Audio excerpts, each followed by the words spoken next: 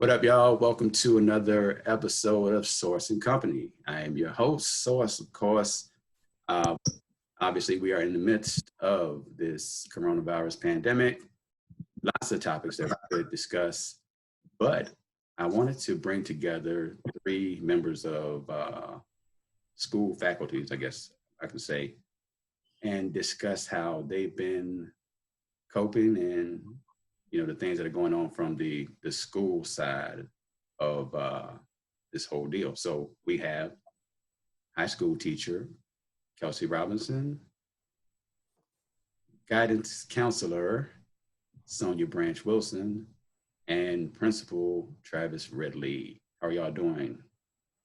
Doing well. Well, Thank you for doing this. I appreciate it. So y'all see me looking down a little bit. I'm looking at my phone because I have a list of questions and topics. Just don't want to miss out on anything. All right. So we'll just start from the beginning. So what was, well, first of all, around what was it, March 13th, the governor decided to close schools for 2 weeks. Eventually it became for the rest of the year. So what were y'all thinking? I'll go to you, Trav, first. What were you thinking when you got that news, and how were you going to respond to that? Initially, when you shut school down for the 2 weeks, we were thinking, okay, it's going to be just an extended time for spring break. We're going to lose a few weeks. We'll get some things together, send home with kids, make sure they can do some work while they're home. We'll see them back either the week before spring break, or if the superintendent made that call, we'll send them after spring break. So we really thought we were coming back to school. Right. We didn't think it was going to be as bad as it is at this moment. So it wasn't a panic at that time. It was more of trying to manage when we get back, how we're going to make up these 2 weeks, how we're going to get ready for SOL testing and those things and to finish the school year out. So that was kind of the first initial thought. It wasn't that panic mode as the second call we got from the governor. And Kelsey, when you got the, I guess did you already think that we were going to be out for longer, or did it surprise you at all? When we got that first email that was like, we're taking off Friday the 13th, so you guys can prep 2 weeks worth of plans. We already knew we were going to get that 2-week call. Other counties had already done it. And then we started hearing that other schools started extending for 3 weeks, which would take us to that spring break. Right. So sort of like Travis said, we thought we'd be out for a month, but I really thought I was going to see my kids again. Mm-hmm. And then it seems like everything went so quickly. And when that announcement was made by the governor that he was closing them for the year, like I knew it was coming, but I still felt like I got punched in the gut. Like I started bawling. Like my boyfriend thought something was seriously wrong. Somebody had, something had gone terribly wrong, and I was just heartbroken. Well, I think that something seriously went wrong. Yeah, for me. Yeah. Obviously, specifically for you all, but Sonja, your take on that? Like Kelsey said, when we got the news that, when the announcement came on television during the press conference to say that schools would be closed for the rest of the school year, I cried because it's difficult enough to let our babies go over winter break and then for summer break.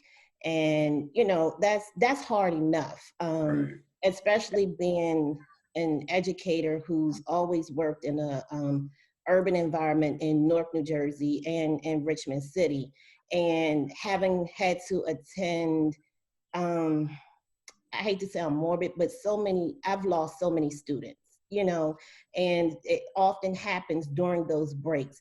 So now we're extending this out to like 6 months before I can see my babies again. And I just cried and I went into prayer immediately to pray for their safety, and not being able to bring any closure, because like Kelsey said, who knew that March 12th, because the 13th, half of our students didn't report to school, but who knew that March 12th, that would be our see you later. So the conversations that we had with them on March 12th, many of them, that was it, unless we have ways to contact some of them, I've been trolling them on social media, setting up my own, school counselor Instagram page and trying to find the kids because I just need to see their faces and know that they're safe. Got you. So Trav, how has the school system, or I guess specifically to you, how have you been able to reach out in a similar way that Sonja did? Not necessarily that you would be contacting students specifically because you don't have students in a classroom, but actually, as this timeline moves so much, and the first thing, you worry about the kids going to be okay. You worry about the kids going to eat.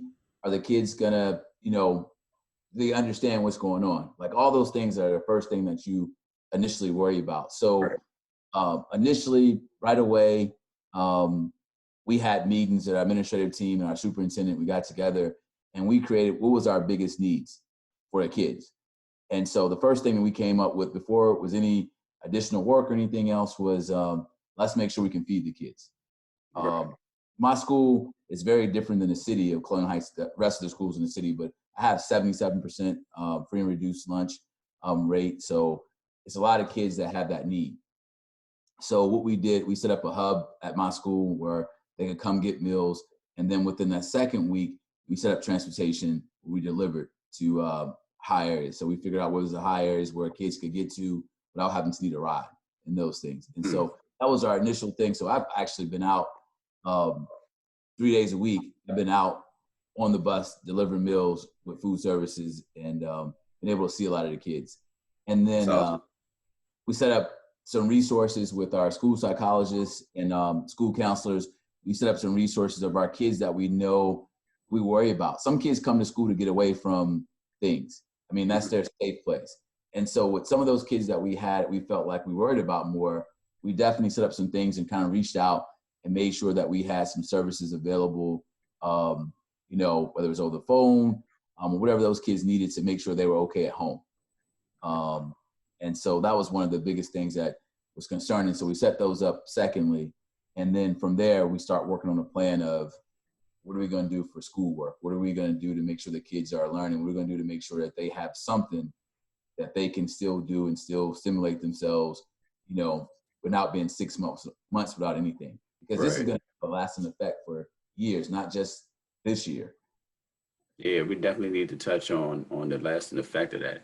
Kelsey, you're in the classroom and you had to come up with a plan. So, talk about how you even just start that. Like that seems, it's hard enough. I'm thinking to make a plan for a class. Now you're making a plan for a class where they're not there. This is all new to them and there's so much going on at the same time. Yeah. Well, originally we, thinking we were going to be out for 2 weeks, they were like, create plans that you can send home. And we kind of got mixed messages back to back. So it was like originally send home stuff that you're working on. It can be graded as long as they have a chance to do it once they get back, for any who don't have access. So we all make plans on Friday, sort of under this guise of we'll see them again. We'll get everybody caught up. Business as normal at some point. And then we get told, no, you can't send anything new home. It has to all be review, reinforcement. That's it. Because we do have a good number of kids in our county as well that don't have internet access. So plans changed there. And then we were told, that holds until April 14th. So it's just been like this constant change of how do I send this home to kids? What can I do to really help them and engage them as well? And I teach 4 sections of AP World History too. So they still have an AP exam. And we were told it'll be modified, but they didn't tell us how until yesterday. So it was this guessing game of, okay, I know that they've cut the number of units my kids are being tested on, but which skill are they going to do? Which part of the test are they sticking with? Because we've gone from a 3-hour and 15-minute test to 45 minutes. And and so we made a best guess because for AP World, there's a section of the test that's 45 minutes. We're like, they'll just do that one. It's perfect. That's not what they picked.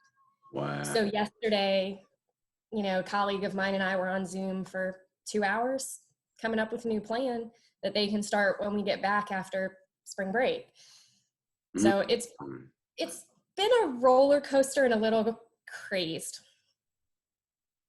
So, well, sticking with you for a second, has this affected, and I'll go to both of you as well, how's this affected your just psyche? Like, as you said, I mean, obviously you cried when you first heard the news.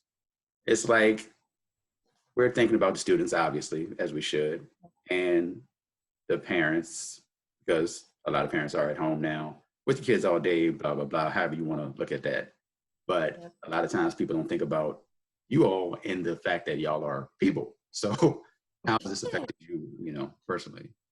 I think just like everybody else, trying to figure out what this new normal is in like the personal side of life, like how everything about my normal routine has changed. And I'm an extrovert, so being in like at home for this long without really being able to see a lot of people, Right. is really hard. But I'm also a really emotional person, I guess, when it comes to teaching. So for me, if I have a Zoom conference or like Google Hangout with kids or colleagues, when I hang up, it's hard. Like, I miss my kids. I miss my job. Like, It's not the same with the computer screen in between us. Like, it takes its toll, I guess, but we're all trying to figure it out. Understood. Sonja? Again, Kelsey and I think we have like kindred spirits here because it's mentally tough for me.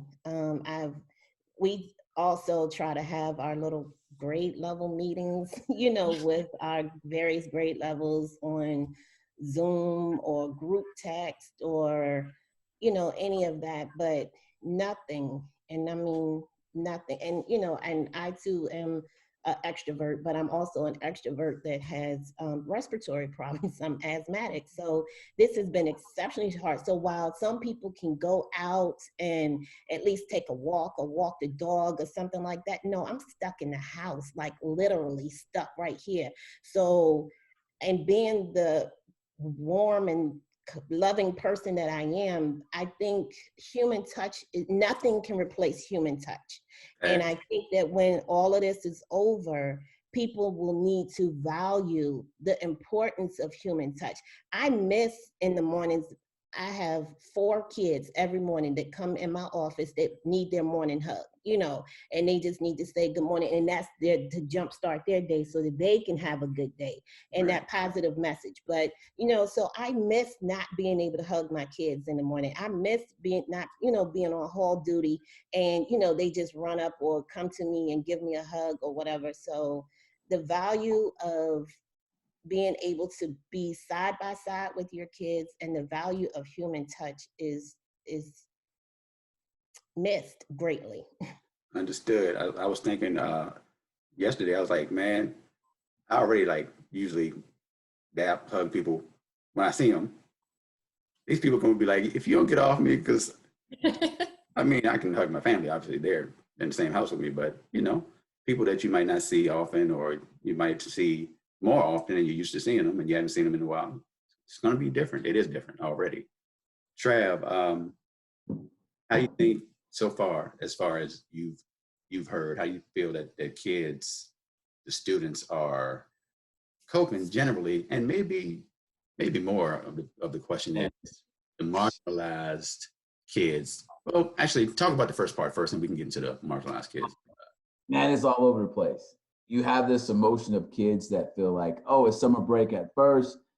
And you think that like those kids are excited, but at the same time, there's a lot of kids, like I said before, school is their safe place. It's like they get to come to school and they have those passionate people like Sonja and like Kelsey that are there that they need every day. They need that. Sometimes they don't get those things they need outside. So school's that safe place. So eventually, a lot of those kids are having a hard time, just like the teachers are, of not being there. And then you go into those other kids that are starting to really feel that toll of the unknown. Anxiety is starting to build up because what's going to happen to me next year? I'm a senior. I was getting ready to go to college. I needed this. What's going to happen to my GPA? What's going to happen to these scholarships I was applying for? What's going to happen to all these other things? So I think the kids that are going through a roller coaster, just like parents and just like teachers are. And I think the kids are probably the ones that are affected last in a sense. Mhm. Initially, teachers and parents, it hit home right away. But for the kids, they're starting to see these things. And the biggest thing is they don't have all those supports they normally would have when dealing with something this big. And so they're dealing with a lot of these things on their own. And so that's tough. That's really tough. And you know, any kids, I mean, kids are kids. Like, even think about my son. They're off that normal routine that helps them out sometimes. And Right. so now they have a lot of things that's not the norm to them right now, you know? And so you hope that they don't build bad habits of those things, but it's easy to get in trouble when there's nothing to do. It's easy to start doing things that you don't do. So it's a lot of things that worry me, you know, for them, but I understand what they're going through. And some parents still have to go to work every day. And then some parents have to figure out how they're going to make ends meet because, you know, they may be laid off or they may have hours cut. So and that's, you know, the kids feel that too. So it's a lot going on. It's a lot. Especially because being in the close quarters, you see it, you hear it, and you feel it at the same time, especially for a kid. So that's definitely tough. You mentioned the parents. I'm a parent. You know, some of us are parents. I don't want to beat up on parents or say anything negative about parents because being at home, you know, as you mentioned, money, being at home, maybe losing your job or less hours is all stressful. On top of that, you have parents who I didn't think about at first really, with small children who are there and they may be by themselves. And so they're working, childcare at the same time and trying to juggle all those things at the same time. Do you have any of you have any type of advice or encouraging word for parents who are struggling with the whole thing? Be patient.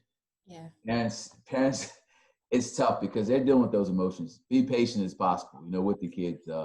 Try to set a schedule for them to help them out to deal with some of those things, but just be patient as possible. I mean, it's tough on the kids too. So everything the parents feeling, they have to understand that the kid is feeling to some point. So be patient. Patience is the biggest thing. And talk to your kids. You know what I mean? Talk to them, have those conversations with them. You know, I know sometimes they're tough, but communicate with them and be patient. That's all I can say. I would also say offer a little, I understand that, you know, many parents are homeschooling, you know, right now, but to offer a little flexibility and creativity throughout the day in the schedule. Yeah, you want to get the work done. You want to do the assignments that the teachers are doing. But the other day, one of my cousins in Boston, who's a teacher, so she has her classroom and then she has a little one, you know, at home that she has to tend to. So, you know, little Sydney had been doing her work throughout the week, but one day she did a whole day of specials, electives. She had gym, her father's a photographer, so she learned about the camera. Her sister is in college and she's there for fashion design, so she was beginning to learn how to sew, you know, so she did art. She had a whole day, she did PE, so her whole day, it was nothing academic that day. So I was like, I said, Alicia, I love the flexibility that you're doing with her. So, you know, like you said, Travis, yes, it's definitely to keep them on a schedule. I know the kids are staying up very late now on those games, you know, because again, like you said, they're playing, you know, they think, hey, initially, hey, we're on summer break, you know, extended break. But as you stated, the reality of all of this is now setting in.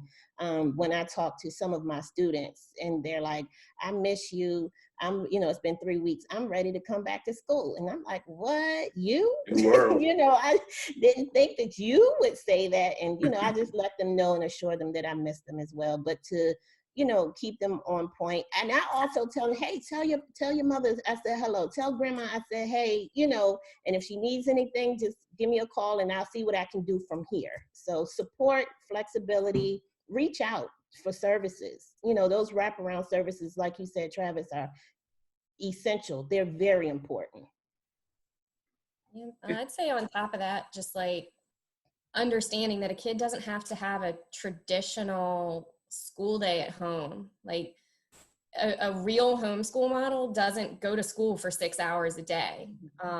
I teach high school, so in the email that we sent out yesterday from the county, it said, try to keep it to 1 to 2 hours of instruction for elementary age kids, and for middle and high schoolers, somewhere between 3 and 4 hours a day. But that doesn't have to be all at once either. You can do an hour in the morning and then go do something else. And kind of going with what Sonja said with creativity, you can teach math in the kitchen and art outside with some, chalk, and do geometry shapes. You can do so many different things. So it's okay to break that traditional mold right now. This isn't a traditional event. So. And also, Kelsey, in the creativity piece, I know in the city, we have to be creative because we only sent the children home with 2 weeks worth of work. And we don't have the technology in the city that the county schools have. We're just, as you've seen on the news, they just ordered the 10,000 to 17,000 Chromebooks that we're trying to get out to our babies who don't have any sort of technology or access, and the hotspots and all of that stuff. So for 2-3 weeks, that 2 weeks worth of work, think about some of the children, I'm gonna go ahead and do this and get this over with. So their work was done. Or some of the children that did pace themselves and did it. But, luckily our teachers have been gone online to the student information system to reach out to parents, and have been trying to set up Google Meets and Google Classrooms and class dojos to send other assignments. But until our babies get that technology in hand, there we go with another gap in learning for our city students.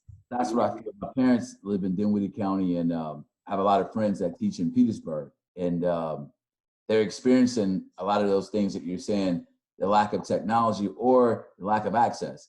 And so it is a struggle. It is a everyday, even for my division, we've been planning every day. And as things change so much, the reason why we teach and we couldn't give new material or those things, they have to change a lot of laws as they're going down. And so as changes happen, and then you have advocates fighting for, which I believe all kids can learn. So special education students that need accommodations, you couldn't do things without giving them accommodations. You couldn't provide for some and not provide for all. So that put a snag in things until they made some changes. And then still with those kids need support. So we have, it's a struggle. It's a struggle on all standpoints. So we have, I feel proud that we worked around the clock. I worked harder than out of school than I was in the regular school year. And I work longer hours, I feel like. And I feel like the teachers have too. But the one thing for teachers, I feel like it sparked that another gear for them. The teachers have really felt why they teach again, and they really have been trying to put everything into making sure their kids are okay. And you see that. So that's a great thing. And hopefully that'll transition over to the students and to the parents and to everybody, because it's one team that's going to make people successful. That's so important right there. Indeed. So on that same note, I'll ask you, Kelsey, I had mentioned marginalized students real quick. Marginalized, I guess, now I don't mean financially, I mean marginal students, as in, I don't worry about my daughter. My daughter is in high school because she's a great student and she has goals, so I don't worry about her. But for you all, you have to play favors, I guess, kind of towards kids that need more. So how do you even approach that? So that's been a big part of the conversation in the past few days, because we've transitioned the way that we're grading the year. So we already had a semester out of the way. We got part of the way through a third marking period. So we've adjusted percentages of weight. So for kids who are kind of on that borderline of, can we get them to a passing point for this year?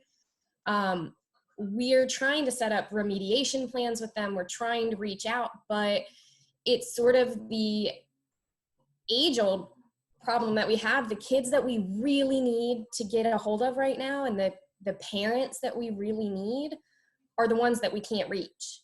The kids that I'm not worried about are the kids who are already doing what they're supposed to be doing.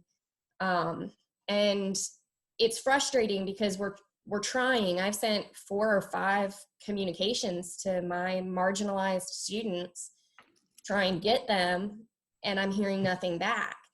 And it's sort of one of those moments where, you know, am I going to end up sort of just having to go, okay, well, I tried, but then what does that mean when the kid finally sees the result, I guess?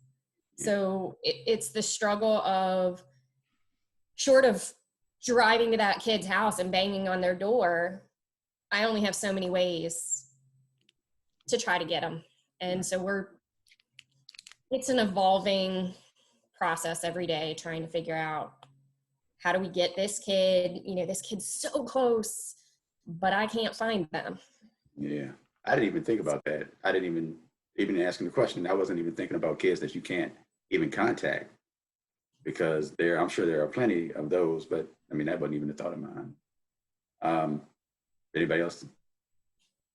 Yeah, I think one of the things that we've discussed is we're already planning, even though this is like so crucial right now, we're already planning on what we're going to do when the kids come back to school. Like, we're already adjusting curriculum maps and pacing guides for next school year to make sure that we can remediate a longer period before we go on and teach. But like I said before, this is going to have an effect on kids for several years. It's not going to be one of those things where it just affects this year and everybody goes back to normal in September. Because when we have those gaps, especially the younger kids, when we have those gaps, it creates issues for those marginal kids or those kids, struggling learners, as you go forward. There's some kids that would pass or going to pick up because they're going to have that ability and things to get the material and to understand it. But there's a lot of kids that just need that support. And it's going to have to come through unique ways. Scheduling of next year, how you change your pacing, what do you do for those kids, and what can you provide as far as additional resources, whether it's after school remediations, whether it's a summer session, if you're able to at the end of the summer. I mean, what can you do for those kids to make sure they're staying up to course and they're able to get the knowledge that they need to be successful as they go on? Y'all know we could do this like all day long. I know y'all have, not that y'all have anywhere to go, but y'all have other things. But just as an overall, do any of you have anything to say? Well, I guess you kind of mentioned it. You said going forward and going into the next years, we'll see the effects down the line. Does anybody have anything to say that would, I guess, can't really put a happy spin on this, but to give anybody that's viewing this hope, maybe just your thoughts to wrap up. I personally think that the positives in this, if we can say that, you know, given Right. the time that we're in, homeschool communication is essential to students' learning and performance. And even though, like Kelsey said, you know, we do have difficulty reaching some of our students, you know, the phone numbers change frequently. But the parents have been in contact. So as a school counselor, I would hope that going forward, that we can continue this type of positive homeschool communication and them reaching out and not just calling, you know, because the teacher said, or because a question in the report card grade, but just to continue that positive homeschool communication and being involved. And I really think that the parents are really getting a little taste of, you know, what we're getting, you know, what we deal with on a day-to-day basis. So that homeschool communication is just essential. And, you know, parents just continue to reach out. That's we as educators, we want to hear from you. You're not overburdening us. We want to hear from you. So I think that that's one of the main positives out of this. And I think Travis mentioned it before, but as a teacher, there's this sort of renewed sense of why I do what I do. We all get frustrated. I mean, again, I work with teenagers and there are 2,000 of them in the building, and it can get so stressful, and it can get to the point where it seems like all you hear teachers do is complain, but that's kind of their own coping mechanism in a way. But in this moment, like, I don't know that I have ever realized I could miss my students as much as I do. And every single day I would rather be in my classroom in front of my kids with the relationships we've built. I would rather be doing that than anything else. Like, I'm glad that everybody is able to be at home and be safe and healthy. Like, that is obviously number one. Right. But I know that I'm echoing my colleagues on this too. Like, we miss our babies so incredibly much. So I hope that people will realize how much we really do care about our kids. Like, I may not have birthed any of them, but they're still mine. And, you know, I will go to the mat for them, whether I'm at home or in the classroom. So I hope that the community as a whole will recognize that when this is over, and just know that we always are in their corner no matter what's going on. So being able to kind of keep that sense of community going would be great. And I can't wait to see all of them again. So. Wrap it up, Trav.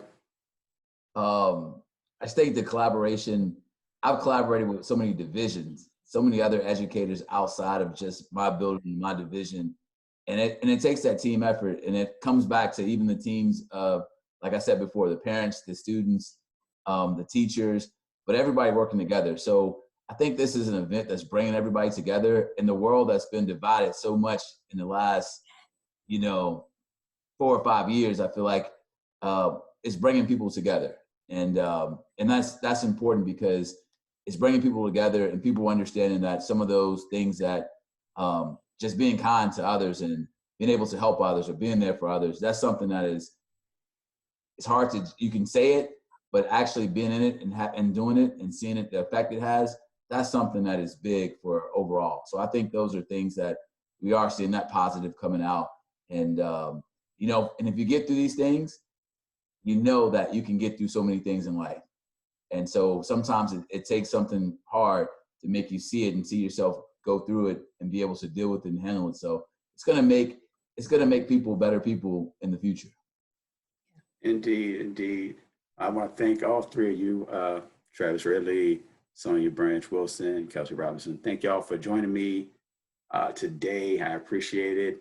I love teachers, and I hope that this brings a greater appreciation to the jobs that you all do. I'm sure a lot of parents that are at home with their small children trying to teach them are definitely appreciating y'all more. So thank y'all again. And we are good. Thank y'all for watching. Sauce and Company out here.